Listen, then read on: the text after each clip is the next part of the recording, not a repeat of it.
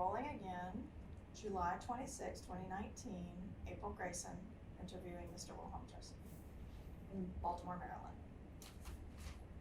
Okay, let's hope that cooperates. Okay. Welcome to Baltimore, April. Thank you so much. In July. It's actually my first time I've driven through, but I've never really spent any time here, so. When we share an experience together. Before I got this job, I had never been in Baltimore. I had passed Baltimore many times on the highway. You could see it, never had stopped. Yeah, that's great. So if you don't mind telling me your full name and your date of birth. Wilhelm H. Joseph, June 10th, 1944. And what's your place of birth and where you grew up? I was born in Port of Spain, Trinidad. I spent from my birth to age 21 in Trinidad. In September of 1965, I migrated to the United States. And I arrived in Mississippi somewhere, I believe, in December of 1965.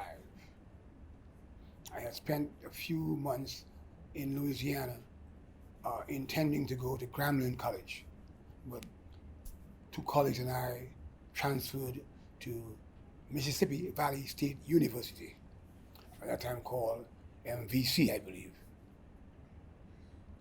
or MVSU. Yeah. Can you tell me a little bit about what it was like growing up, where you did, and maybe your parents or your family? I grew up poor. I was the oldest of 6 children, so basically a single mom. The best thing that happened to me, I was fortunate enough to gain entry by exam to what one would say was the best high school in the country. And usually if you go there, you are well educated and you set a pretty good foundation for the future. I didn't have the financial means to pursue a college education, but through my athletic ability, I got scholarships, and that's what got me to the United States. And I went to Valley State on a track scholarship. Great. So when you got to Valley, what was it like, or even when you got to Louisiana first and then to Mississippi, could you tell me a little bit about the environment and the atmosphere at that time? The state of mind with which I arrived in the States in 1965 was interesting. I went to high school close to the U.S. Embassy, and there was a USIS office, or United States Information Service library. So some of us would go there to read about affairs and developments in the United States. I was keenly aware that in 1964, there were civil rights laws passed and things, de jure had changed dramatically, not understanding what that means on the ground. So when I got to the United States and saw segregation in full force, it was kind of like an awakening. Wait a minute, I thought this is no longer legal. Being very naive to expect it's gone. And things like I'm driving around in the first weekend in Shreveport, Louisiana, as a young man, and I noticed that as soon as you cross the railroad track, you were in neighborhoods that no street lights, no sidewalks, mud puddles, homes that look ramshackle, and then you cross back a track somewhere else and it's different. That was a shocker. The second shocker was when I went to the campus of Grambling College. I was well aware that this was just after the 1964 Olympics. So as an athlete, I had an interest in what was happening in track and field. And Grambling had sent several top athletes to the Olympics. I had also read that some top basketball players, Willis Reed in particular, had gone from Grambling to the New York Knicks, and they had a great player, and last name was Jones in baseball. So what stunned me, well, wait a minute, Grambling is one of the best schools in the country to train athletes. This is a black school, I realize now, but how are these black people keeping out white people? I was wondering, how would you keep a white athlete from coming to Grambling? Because I would imagine every athlete wanted to go there. At that point, they had more football players in the NFL than any other school other than Notre Dame. So it was kind of puzzling. I finally realized part of the stupidity is that it didn't work that way. So that's the context. And the first day we drove from Louisiana to Mississippi, we had an awakening, a reawakening, or I should say a reinforcement of the awakening. We stopped at a place to get gas. It was a little store. My colleague began to walk toward the store to buy a snack, and the coach was screaming, "No, no, no, no." He didn't understand what was going on. He said, "You can't go there." "What do you mean?" "You can't go there." You couldn't go to the front. You had to go to the back somewhere to make a purchase. That very same night, we arrived in Itabena, Mississippi, hungry. And we were passing every food, place, hotels, restaurants, fast food joints, and he wouldn't stop. He stopped in the back of a little place in Greenwood, Mississippi, a little greasy spoon, and that night, again, we realized you could. Okay, so you were telling me about getting to Greenwood and eating in Itabena. And realizing this thing called segregation, apartheid, was alive and well in Mississippi. Starkly presented to us. And so, could you tell me a bit about your experience at Valley? Well, the first thing that became obvious, that like me, most of the students there were poor.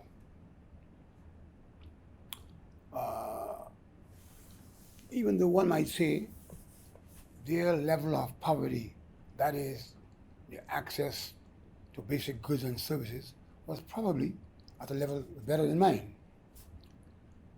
But like any poor person in most poor communities, wherever in the world, your relationship to the power structure is the same. You have no sense of power. You have no sense of access that can empower you. You have no real participation in the systems that affect you. And in Mississippi, it was worse. It was embedded in the law and practice. You were prohibited from voting. There were deliberate hurdles put in your way, and so on. I realized that immediately. I realized also that the battle, it became actually the more important education process. The books and so on, the classes were one thing, but the actual life, observing the college built in a cotton patch, observing the practices in Greenwood, Mississippi, where blacks still were prohibited from using the front, the regular entrances to stores. Even if you go into a doctor, there's a black back door. All those things were still in effect. And I also realized that, one, the power structure was not going to change so easily. Two, that your attempts to change would be met with great resistance, whatever it took to resist. And that an important piece for an institution of learning is that you have to affect the minds of those who are being affected. You have to get to their mindset, their thinking process.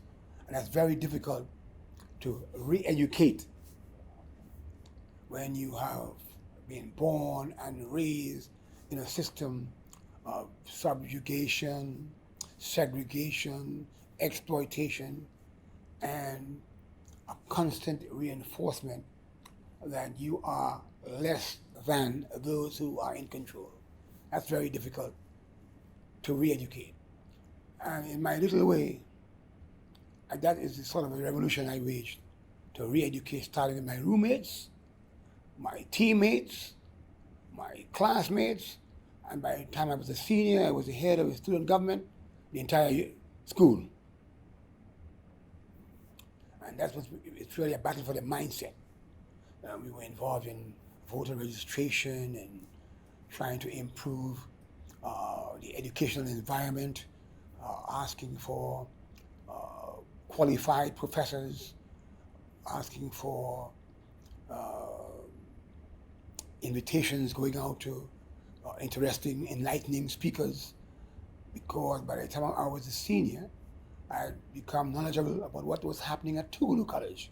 I never forget, Dr. Borinsky had classes there and forums, and I would attend these forums with my colleagues at Tugulu College to be enlightened and educated. And we were asking for the same thing at Valley, basically. We're asking for the removal of these parochial rules. A girl, quote unquote, and a boy, quote unquote, were prohibited from holding hands on campus. Young ladies could not leave the campus to go shopping anywhere except on a Saturday by a bus provided by the university, and all kinds of archaic, stupid, childish kind of rules. Of course, the administration thought it was protecting innocent children who had come from homes whose parents would be in favor of them being protected. But the protection, in my mind at that point, was actually holding you back from progressive thinking and growing up as an adult. So basically that's what we fought against. And of course that led me to, I guess, infuriate the Mississippi power structure, including the Governor John Bell Williams, who actually called me and had a conversation. When you were a student at Valley? A student at Valley. And it led to the largest arrest of any place in U.S. history, 800 students being arrested, sent to Parchman by buses, and so on and so forth. So when the word got out to the Sovereignty Commission that I was accepted to the University of Mississippi School of Law, I can show you, you can find the minutes of the meeting of the commission that said the main item on the agenda of the meeting of August 1968 was the fact that Wilhelm Joseph had been accepted to Ole Miss Law School and that efforts must be made to prevent his admission. That's all in writing of the minutes of the Sovereignty Commission, which I've since gotten, and it's open now on the internet.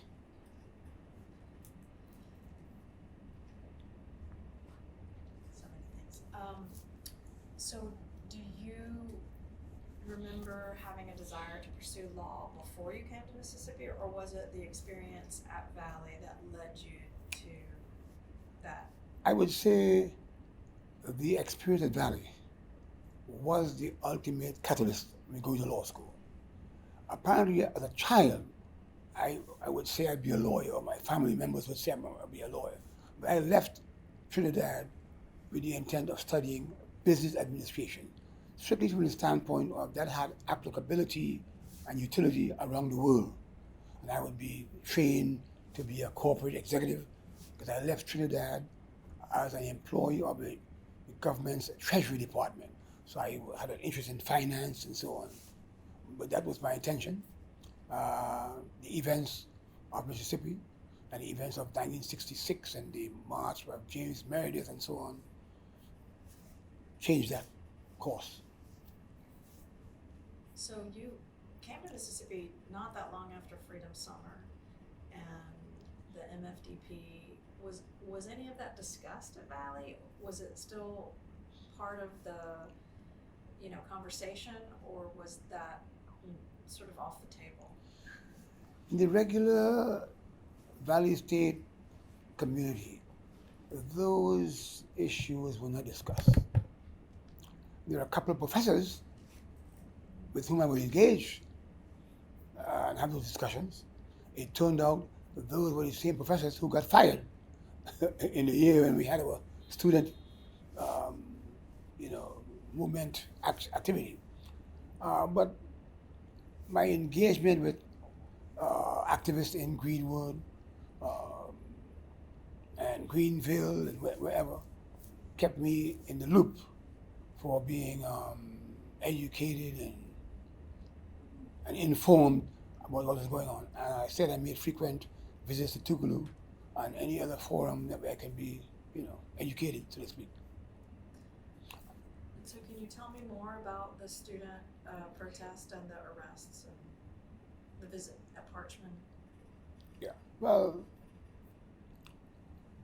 the first,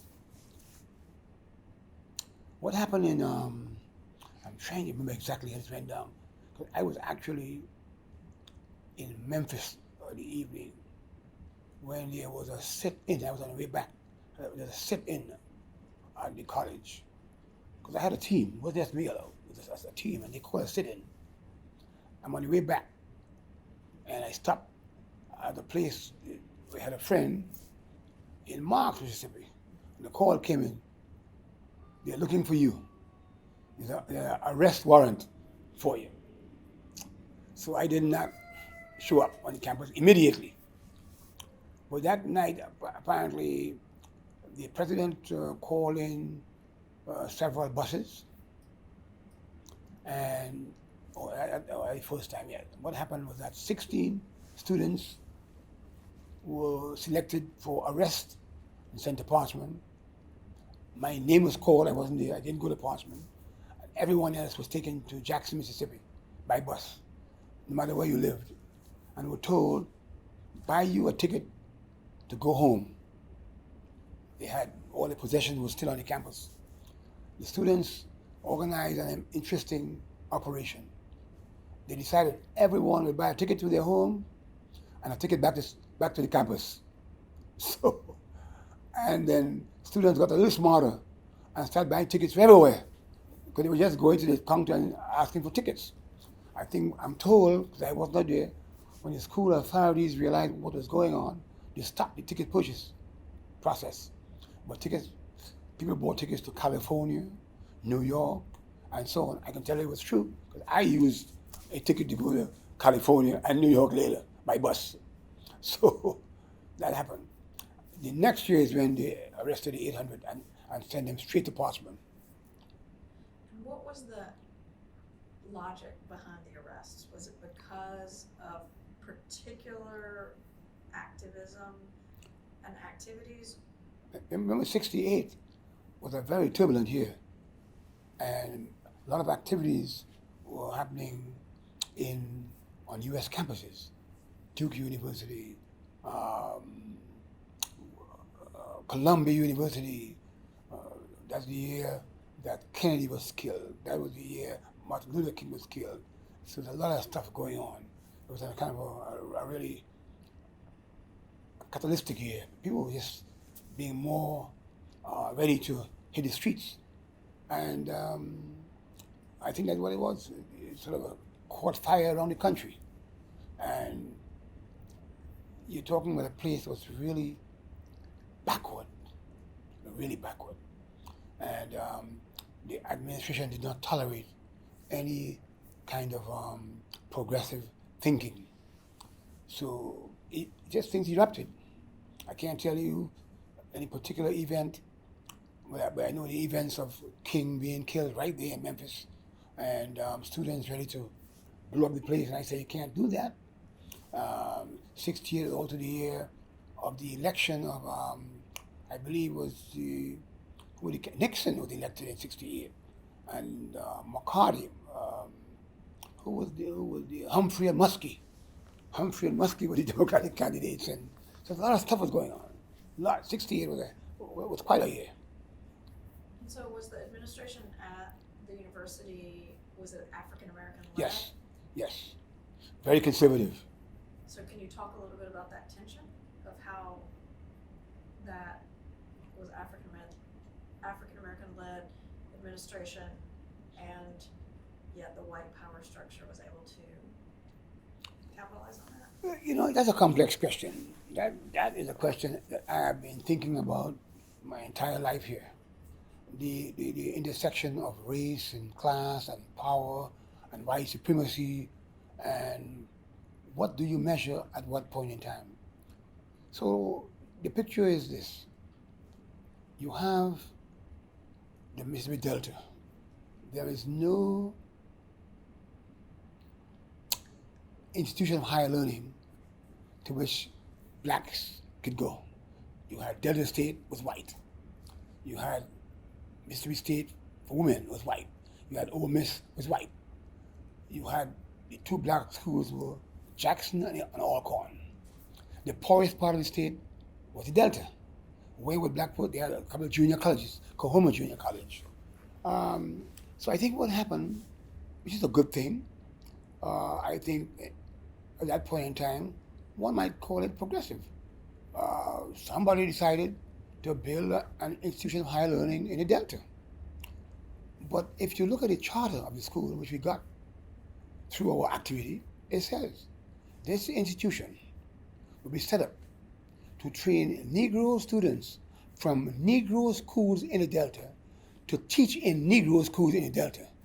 You could not be more limiting in your aspiration than that.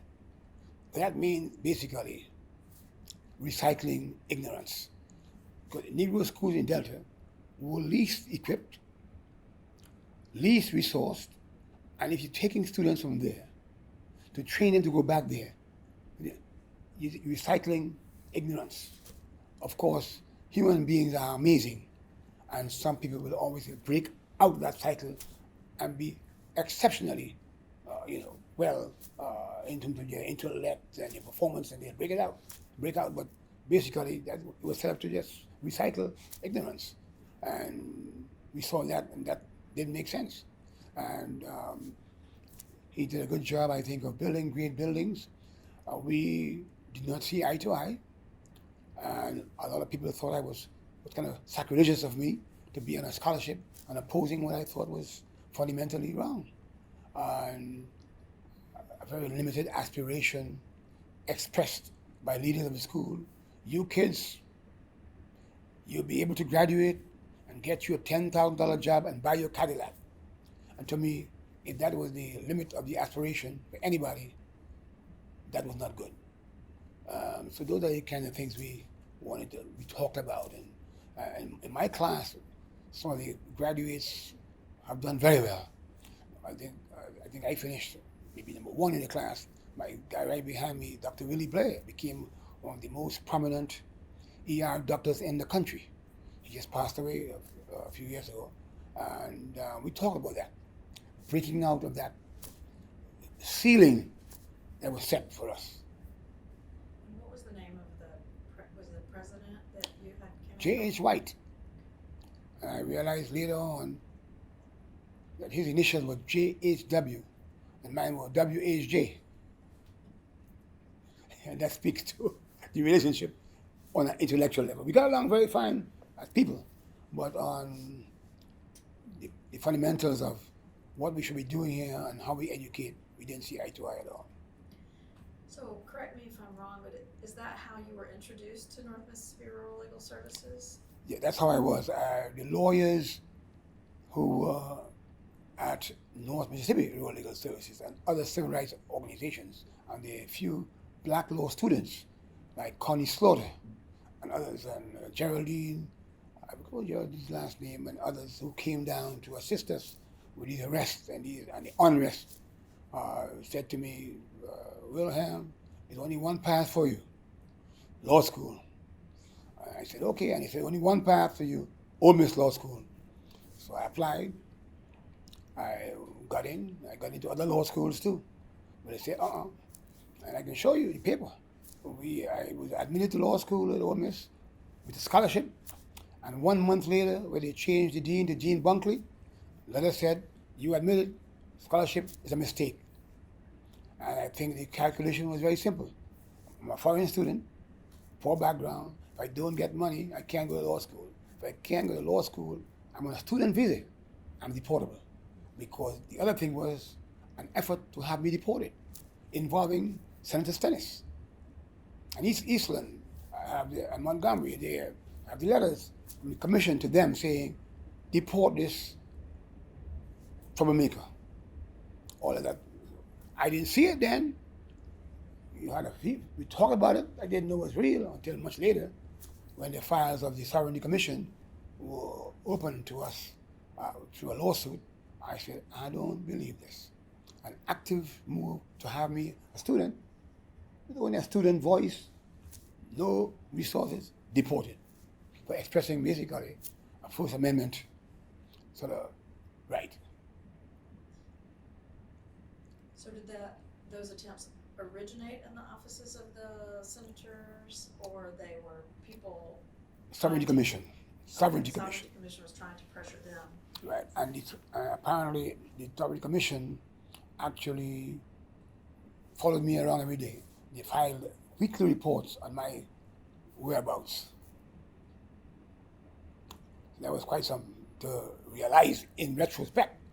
So I had to be very straight, which I was. I didn't smoke no marijuana, I didn't take no pills, and every era when all those things were flowing all around you. And people made attempts to give me that stuff. I didn't do it because of any moral reason. I was an athlete, didn't believe in it, didn't know where it came from, didn't trust it, didn't do it. And so you were admitted under Dean Morse? Dean Morse admitted me. We never met. We spoke on the phone years later, and we never met. And the year we were going to meet, there was a reunion at Ole Miss. And I was going to go, and he was going to go, and I called him, and we talked. And in the end, he said, my wife said, hell no, you are not going back there. And he didn't go back. So I interviewed him a few years ago, prior to his death, and that was my understanding, is that they never came back to Mississippi. They were both from Mississippi, but Yes. he never set foot back in Mississippi because she in particular was so Adamant. traumatized. She said, no way, Jose. And we were looking forward. In fact, John Britton was going to be part of that reunion and reconciliation. John went down, he participated, but Dean Morse, on the last minute, said, I'm not doing it. His wife said, you can't do it. And that was a disappointment. So how did you manage to go to law school if they were took back the? A couple of professors there told me, come on, we'll find a way. I also was admitted into a program called the Council on Legal Education Opportunity. It's CLEO, C-L-E-O. CLEO was in its second year of organizing pre-law clinics, a whole summer-long clinic. So I went to a clinic that was co-organized by Duke University Law School and North Carolina Central University Law School. And they had access to some scholarship money, so one can say I had adequate or more than adequate funds to attend law school for 3 years, more than adequate. So what was the atmosphere like, and at what point did you become interested in North Mississippi Rural Legal Services, not as a client, but as a student or an employee? Well, I did start off as a client. I didn't tell you that while in college I was twice expelled. So the lawyers who represented me actually were from North Mississippi Rural Legal Services, and because it was nonsense about political activity. So in my first year in law school that summer, I was a summer clerk at the LCDC, Lawyers Constitutional Defense Committee, working with a brilliant lawyer from North Carolina, Amon Dufner.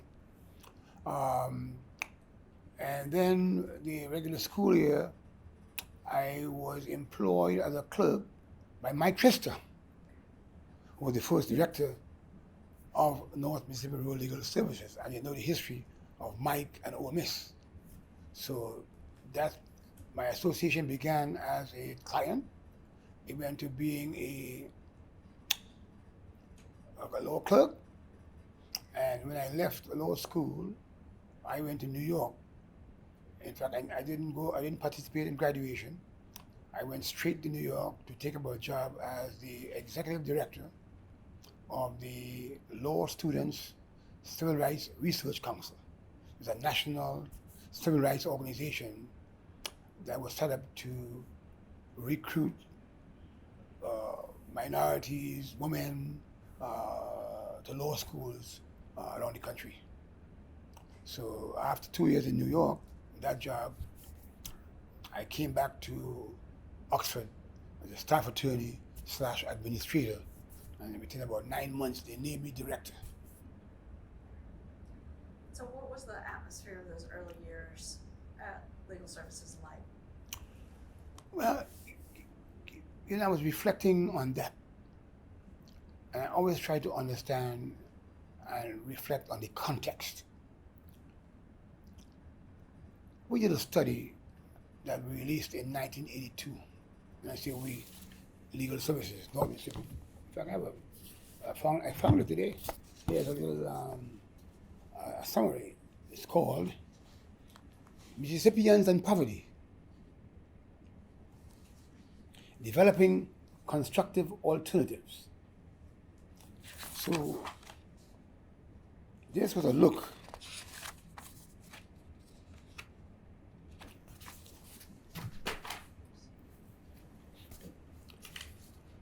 it was sort of an examination and sort of a attitudinal study for people in the jurisdiction of North Mississippi Rural Legal Services. So what we found then is what pertained before and probably still does. That was the poorest part of the state, the northern part of the state, the Delta included. The blacker the county, the poorer the county. The poorer the county, the lower the level of education. The lower the education, the more reliance on federal transfer payments from welfare to whatever. And the least would be the sense of empowerment, which has, I think, a negative impact on your mental state to freedom. So what we looked at are were the basic human needs. How are these people living? How are they affording housing, education, nutrition, sense of safety? How is that being affected? Well, you're on food stamps, you're on limited welfare, you can't afford the basic human needs. So you are in abject poverty. If you're in abject poverty as a child, you're not in the best environment to thrive educationally. If you go to a school that's under-resourced, that puts another burden on you. So it was an oppressive system. So how you break it up? We looked at things like, well, okay, elections. Who comprise these local city councils in places like Greenwood and Greenville? Who made decisions about the schools? How were the jails, operating? Who got arrested? What conditions they lived under? Who did the hiring? So you have a county like Coahoma or Lafayette or wherever, majority black county, no black employees at a professional level. So we became the virtual civil rights organization in those areas. That enraged the powers that be. But if you are looking at just dignity, self-respect, basic human rights, and you had a conscience, you had to address that. And it was not like some outside agitator coming to cause a revolution, or it wasn't that fundamental. It was like, this is wrong, and it's underutilizing the human resources of a whole people based simply on the color of their skin. Doesn't make sense. And that sort of motivated us as young lawyers. We were the first batch of young black lawyers actually involved in this kind of civil rights activity in the state. Because heretofore, the lawyers are mostly folks coming in. Of course, they call them carpetbaggers and all the names they call them, But we were breeding and raising native black Mississippi lawyers to take on people like Solomon Osborne and Willie Perkins and Alex Sanders and a whole team of lawyers we actually trained out of North Mississippi. And a few of us were outsiders. Lewis Myers, who was born in Texas. All of us had one thing in common. We were black. We were not rich. We understood the power structure no matter where we came from. And we came together.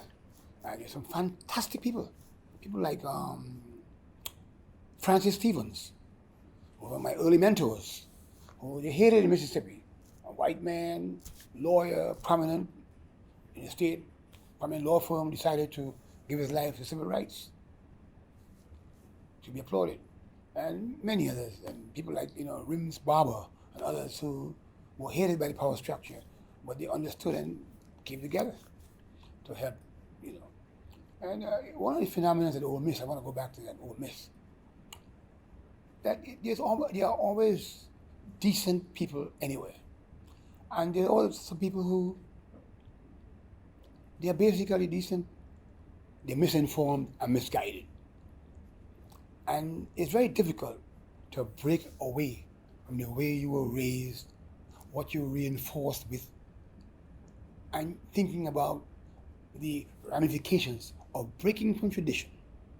What would my parents say or do? My friends, their friends.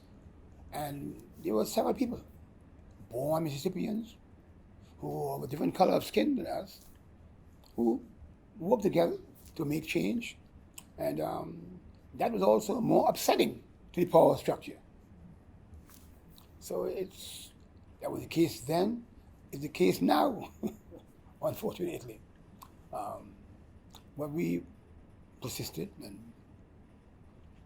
and so that's sort of a general context within which we did our work there.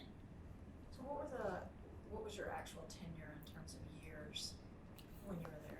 I went back to North Mississippi Rural Legal Services at the end of August 1974.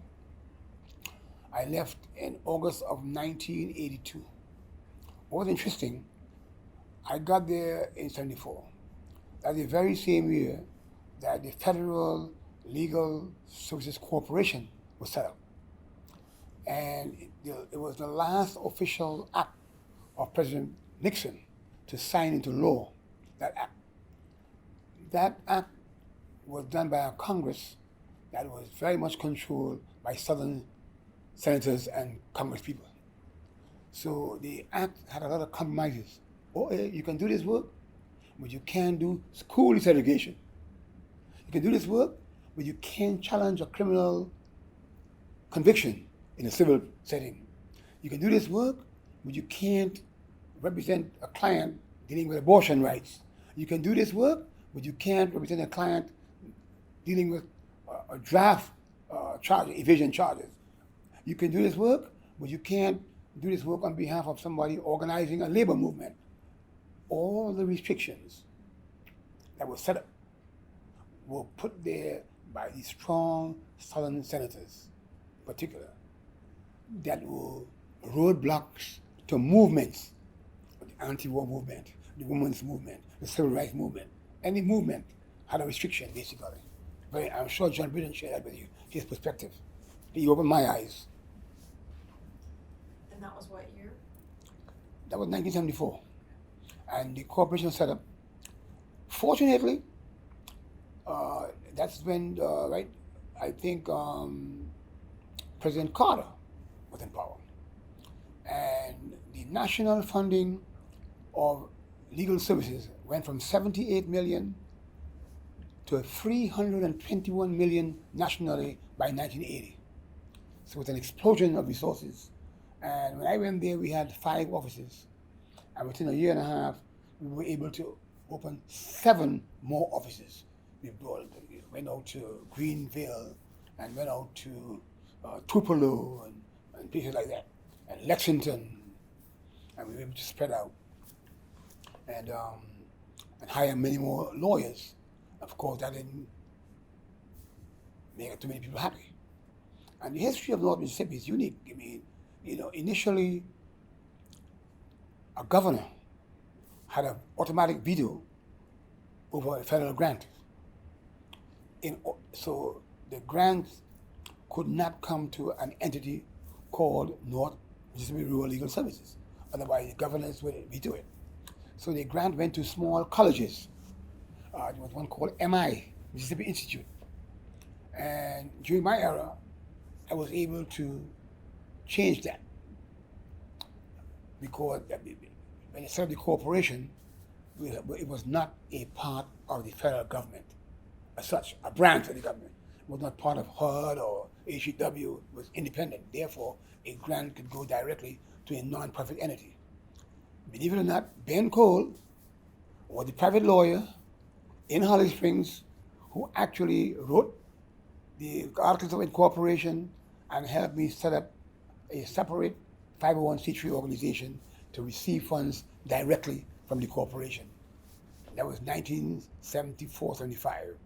And Ben was a private lawyer then. And we expanded to 12 offices. That's just real quick. Yeah, I'm still good. In looking back on your tenure there, what do you think are the most significant cases during that time? I think the most significant accomplishments, I think overall, the overarching piece was that people in the area had a voice. They knew they had a voice. They accessed that voice. And others, the power structure knew it was an effective voice using the law. We were lucky to have some federal judges who were pretty decent. In particular, Judge Smith, I think it was Omar Smith's name, Judge Cady.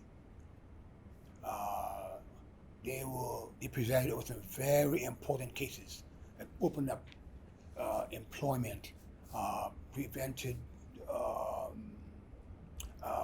official misconduct of police, misconduct in jail, prison conditions. We found ways to open up the educational process. I mean, the case I went to the Supreme Court 3 times, dealt with the whole higher education system. So the voice and knowing if you felt you were being done wrong, you could use the law. And you had the lawyers of North Mississippi and its partners working on behalf. I think that's the biggest change. And as I said, the power structure knew it too. I heard the incident was interesting. I don't recall the year, but one year a horrible thing happened in, I believe, Batesville. A white couple, shopkeeper, were murdered or shot. One was shot and one was killed allegedly by 2 or 3 young black men. As I recall, 3 suspects were arrested on the highway 55 going to Memphis.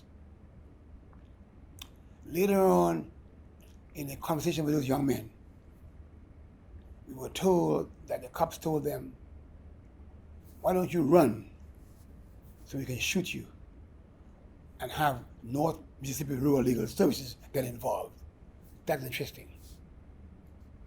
If the cops are thinking of committing a murder and they're worrying about North Mississippi Rural Legal Services, that means we were being effective. That was my measurement. We were being, they knew we were there, and we would be a sword and a shield against injustice. So, but on the more particular things like challenging the districts, the voting districts, the electoral districts around LaFleur County, that's Greenwood, opened it up, gerrymandering, challenged that.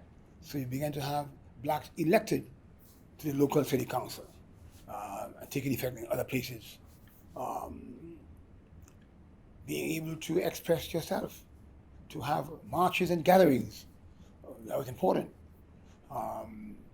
Challenging local school districts, you know, in how they apportion the money and so on. Challenging every little city and town that refused to hire black people. Tupelo was a good example. There was a big struggle around Tupelo. They would not hire black people in the jobs, but they would use your resources, and so on and so forth. So, of course, the basic human rights effort was ongoing, which is individuals come in, they have been exploited by some financial institution. My first lawsuit, the class action I was able to file against a financial institution that was charging, illegal, fees and to people who were taking out loans, and got a nice settlement of that lawsuit. That was rampant throughout Mississippi and in North Mississippi. I'm trying to think back. I didn't have a chance to review, in particular, any of these lawsuits. So the consumer area, the education area, the housing issues of North Mississippi were unique because you have the poorest people in the world, but no public housing. And the housing laws back then were basically laws inherited from the era of sharecropping, where the sharecropper had no rights.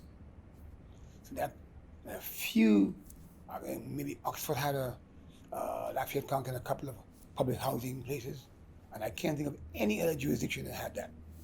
So we dealt with some of those issues. What about particular people? Are there anecdotes or particular people you'd like to highlight from your time there? Boy, that's long ago. It's a long time ago. I'm trying to remember some of these names. Some of these black people in the Delta and the hills of North Mississippi were very courageous. We'll put your name in a lawsuit. Well, I mean, you'd be prepared to face the indignation and the response of the powers that be. You could lose your job, your family could lose their job, all kinds of things could happen to you. And I'm trying to remember some of these names. If I saw them, I'm seeing the people, I can't call their names. We had some outstanding paralegals. Miss Annie Bird was one of them, and the other one, and you had Gloria, a paralegal from Batesville, and you had what's her name? She was on the board of directors, a client member of the board. If she sees me now, she kicked me for not remembering her name. I call her name, I remember it. You remember the name of what's her name? Dory, D. And her son was a plaintiff on my lawsuits I filed against one of the companies there for discrimination. Wayne Johnson, Skip Robinson. What about John Bradley, who was a very, very decent man. I remember my board of directors when I was there. You know, so Gloria Tucker, was she the one you were talking about? yep, Laura Tucker, yep. Um,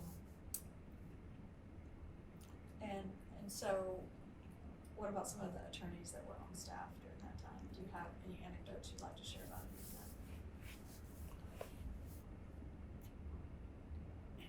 of them? When I was fortunate enough to be at the helm, I mean, we had some really, really brave, brilliant young lawyers. I mean, Lou Myers stands out above all the rest, no question. I mean, Lou was a transferee from Rutgers Law School, but he had been a student leader, like I was, at the same time at Howard University, and he was a brilliant thinker, fearless, sometimes a little reckless sometimes, but fearless, and that's what you needed in Mississippi at the time. And would take on some very creative approaches to litigation. And anybody who put himself in the way, he would put the law against him, meaning lawsuit, defend yourself in court.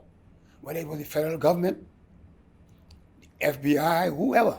I mean, so he was fearless. He inspired and created a nice atmosphere for folks to do things. Stan Taylor was a lawyer who was kind of going out when I was coming in. Stanley Taylor was a lawyer then. Leonard McClellan, one of the young ones, was another brilliant lawyer. And Solomon Osborne, another one, fearless, completely fearless. Willie Perkins, right with him. And now these guys have helped to change LaFleur County and Greenwood. Who else I'm thinking about? Jonathan Jackson. He practiced law in our Grenada office and went on to be the head of a legal aid program in another part of the state. Jeannie Kilgore, most outstanding in consumer law, and later on dealing with the elderly. And Jeannie was wonderful, and her journey wasn't easy. She was a young white woman from Mississippi, from Batesville, whose husband, Rance, I remember very well, ordinary people. So when she went up against the powers that be, she had to face it also double. You're a traitor kind of a thing. And she persisted, and still there, I can't believe it, doing the same kind of work. So Jeannie was outstanding. I work a lot with her.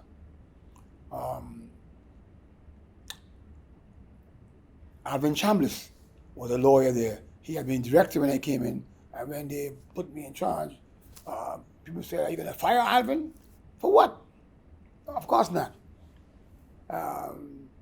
He was also there doing his thing. Later on, we got involved in that suit against the higher education system, and what's his name from Jackson joined us to run the Greenville office, Ike Madison. Those I'm leaving off would be unhappy to know I'm forgetting who they are. I'm just trying to visualize without having time to make a list. Beverly Druitt, who came there also from the north. Of course, we had a lot of partnerships with lawyers on the outside, so we always had partnerships with John Walker and Connie Slaughter. We worked with them all the time. You mentioned Ms. Burt earlier, and I was wondering if you could talk a little bit more about the community activists and the community liaison program and how that, if you thought that was an effective approach, if you could reflect on that.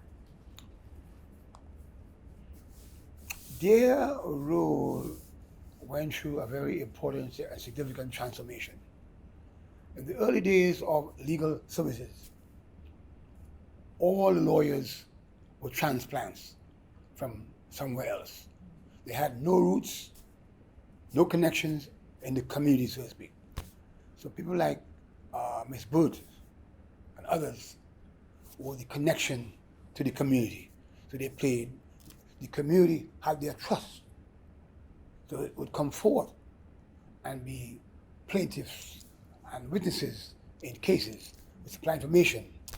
That was very crucial. Without that, you couldn't, you had no plaintiffs, you had no witnesses, you couldn't bring these cases.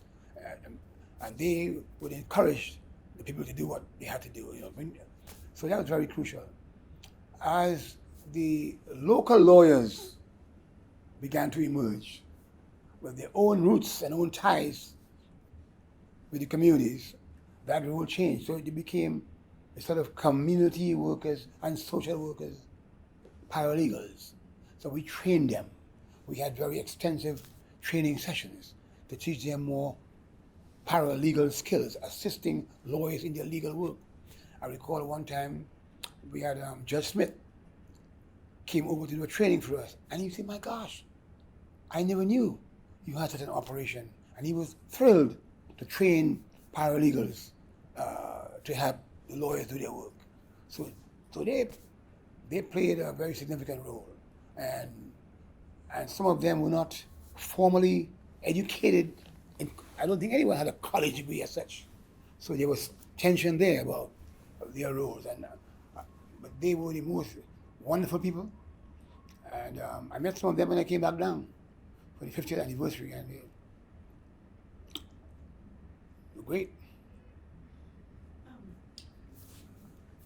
Ginny is doing some writing on the role of women in that area, and she asked if I might ask. Who's that?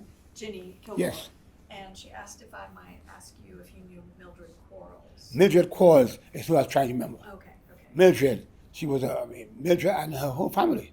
Mildred, yeah, was on our board, and she's a consummate advocate, and a plaintiff many times in our lawsuits. She was another fearless one. And can you talk about some of the lawsuits that she was a plaintiff on? Boy, I can't remember. Early on it was the school desegregation. Right, Oxford, right. She was the main plaintiff. The suits that desegregated Oxford, no question, and Lafayette County, yes, Mildred. And her son and her children actually were plaintiffs in these cases. Right. So I forgot a big company, one of the big manufacturing companies in Oxford. They had ones who made refrigerators, and those who made furniture, and those who made. And I remember her son was my plaintiff in a suit I had. We didn't win the lawsuit in the end, but we got changes there in employment. I forgot her son's first name. But anyway, yeah. Thank you. So, did you ever feel like there was any actual danger? We were talking about your family earlier and the atmosphere. Did you ever feel like that any of you working there or your families were under threat at any point? We were not naive. We knew that we were in constant danger. I knew I was in constant danger. There was attempts made at my life in college.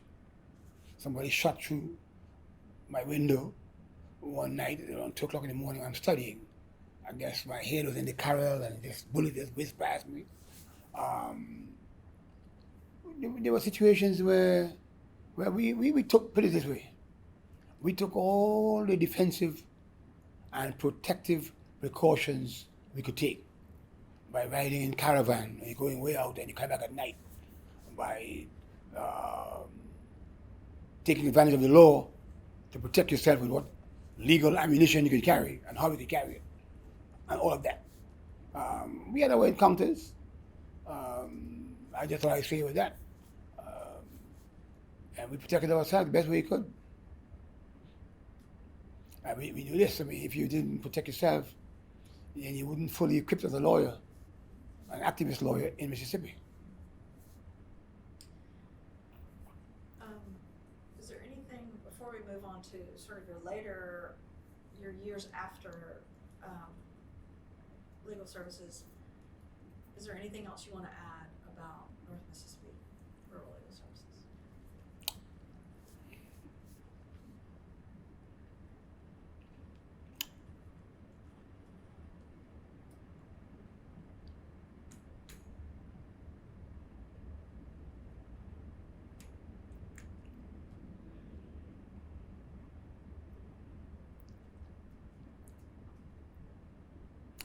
I tell you an interesting story that is probably not known by a lot of people. In 1981, when Reagan took office,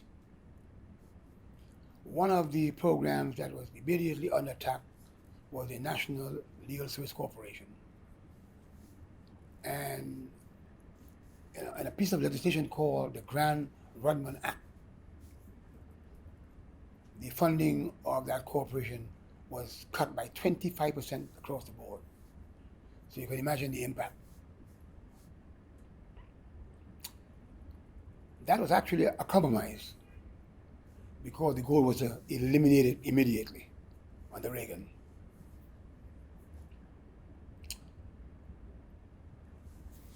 There's a Mississippi congressman who played a role in actually saving that compromise, who was the head of the House Appropriations Committee at the time. What's his name? Not Tony Montgomery, the other one. Whitten? Jamie Whitten. No, he's the governor. I'm trying to remember the congressman.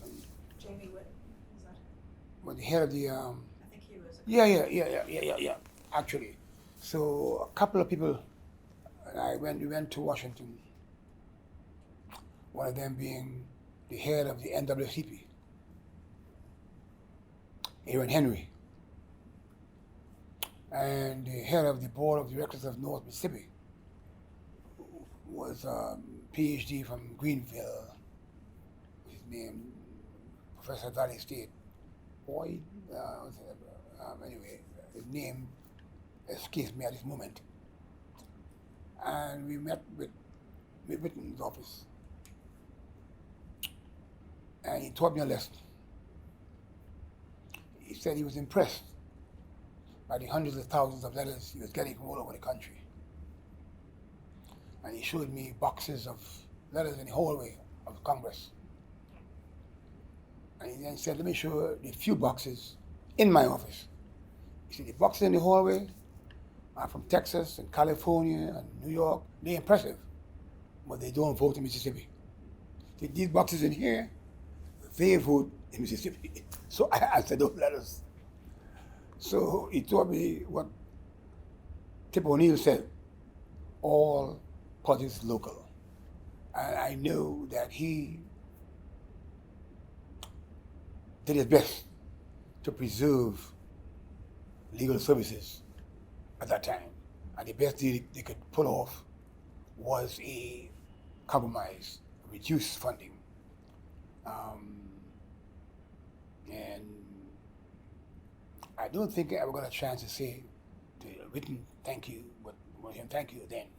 And I remember because there was a subcommittee chairman, Neil Smith, who, with the cooperation of Whitten, did the right thing and not move to eliminate legal service. Of course, the effort was national, but committee chairs and subcommittee chairs carry a lot of weight in Congress. So that's the role that Mississippi played in preserving legal services.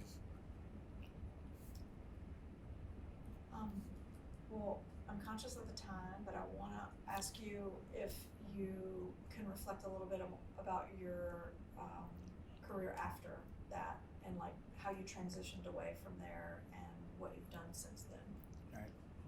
My entire career has been in legal services. So after leaving, when I left Mississippi in 1982, I went up to Cambridge, Massachusetts, to pursue a master's degree at Harvard Kennedy School in Public Administration. And while there, I began to transition to New York City, where I ended up leading, again, a legal services program in New York City. After 13 years there, I was recruited to come to Maryland to work with what we called then the Legal Aid Bureau, which we now call Maryland Legal Aid. It's a statewide organization. And the lessons learned in Mississippi are still valuable. The lessons learned in Mississippi have been enhanced by lessons I've learned from my travels around the world. And one of the things I find a big challenge,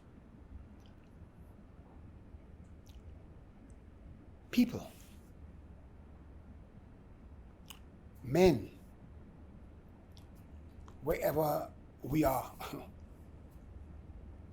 there are those of us who find ourselves in the power structure. And we can always find a way, a means to exploit others, control others, suppress others. And we can do it on the basis of skin color. We can do it on the basis of religion. It's done on the basis of what region you're born in, what caste you're born in.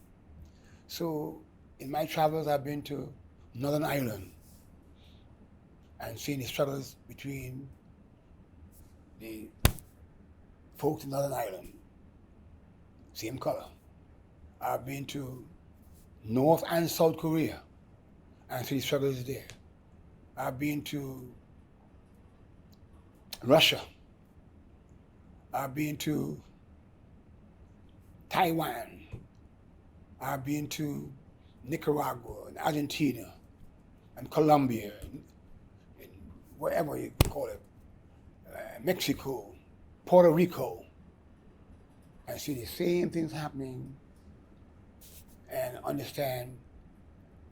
understand the dynamics. It's very difficult to overcome. The most pervasive we find in this hemisphere is definitely the exploitation and vilification of people based strictly on the color of skin. I can't explain that to my grandchildren, how just because you're darker, you're going to be subjected to negative actions by people.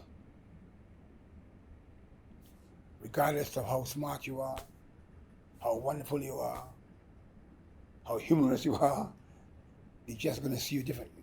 And that is sort of the element of that white supremacist thing, again, that a lot of people here don't understand that they are victims of the same thing. White people, they're victims. They benefit superficially from it, not fundamentally. And that phenomenon is pervasive. And I think coming out of the enslavement of Africans to work for free, that sort of released the power of the sort of industrial West, is very difficult to overturn. So you see it everywhere, to the point it becomes ridiculous. If you are in South Italy, you're darker, they discriminate against you. If you're in South India, you're darker, they discriminate against you. That's a phenomenon. It's everywhere. And hopefully one day we'll get past it. Probably not in my lifetime. But I will continue to do my piece to see what we can do about that. Well, thank you. Very Thank much. you. It's been really wonderful. Yes. One day I want to sit down and organize my thoughts and put them to writing. Yes. And research them, because I'm just talking off cuff. 30 years, 40 years, I don't even remember these details until someone can jog your memory, you know what I mean? Yes. Yeah, so I have to do that. I have a lot of notes and papers and I was gonna say you should donate your papers somewhere to an archive. I should.